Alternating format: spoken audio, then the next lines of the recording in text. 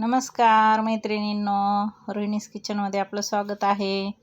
तर पहा, इथं खूप छान अशा लाल लाल हिरव्या मिरच्या आपल्या ज्या आहेत त्या लाल झालेल्या आहेत. आणि आज खरोखरच काहीच खाण्याची इच्छा नाही आणि भूक तर खूप लागलेली आहे. त्याच्यासाठी म्हणलं चला आज काहीतरी वेगळं बनवू. तर इथं पिकलेल्या मिरच्या घेतलेल्या आहेत, लसण, चवीनुसार मीठ घातले ह्याच्यामध्ये.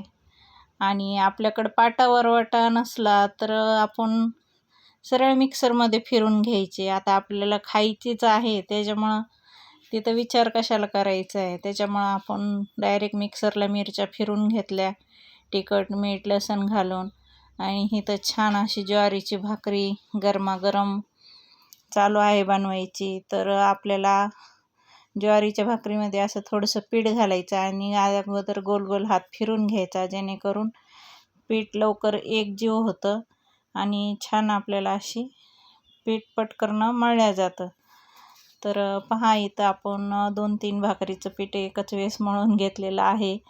आणि इथं आपण दोन्ही साईडला भाकरी बनवणार आहोत 2 तवे ठेवून, कारण भूक लागली आणि फास्टमध्ये आपल्याला बनवायचं आहे.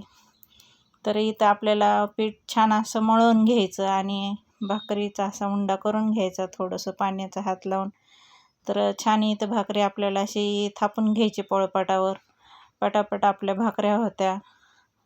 आणि पहा किती छान अशा आपल्या भाकऱ्या तयार होत आहेत. ज्वारीच्या गरमागरम भाकरी आणि लाल मिरचीचा ठेचा, ह्याच्यासोबत मेथीची भाजी बनवली आहे खायला.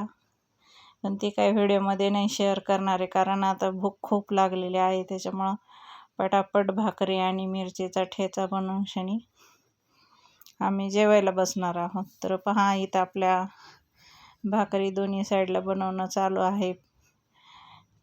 तर व्हिडिओ आवडल्यास लाईक सबस्क्राईब करा. आणि तुम्हाला पण आवडलं तर तुम्ही पण नक्की ठेचा लाल मिरचीचा खायला या. सध्या उन्हाळ्यामुळं भाज्या वगैरे काही खाऊ वाटत नाही. तर प्रत्येकाचेच प्रॉब्लेम असतात, काय खावा काय नाही. बाहेरचं तेलकट तर आपण काही खाऊ शकत नाही. त्याच्यामुळं साधं सोपं खा आणि निरोगी राहा. तर छान अशी आपली आज ज्वारीची भाकरी आणि मिरचीचा ठेचा गरम गरम एन्जॉय करण्यात आनंद वेगळाच आहे. आणि असं वाटते आज कधी खायला बसते. आज खरोखरच भूक लागलेली आहे. तर तुम्ही पण नक्की आवडीने आज संध्याकाळी बनवा आणि कसा झाला आहे मला कमेंटमध्ये सांगा. आणि तुम्ही पण गरमागरम वाव किती छान दिसतोय. तर तुम्ही पण असंच गरमागरम भाकरी आणि लाल मिरचीचा ठेचा आणि तेलाची धार घेऊन नक्कीच खा.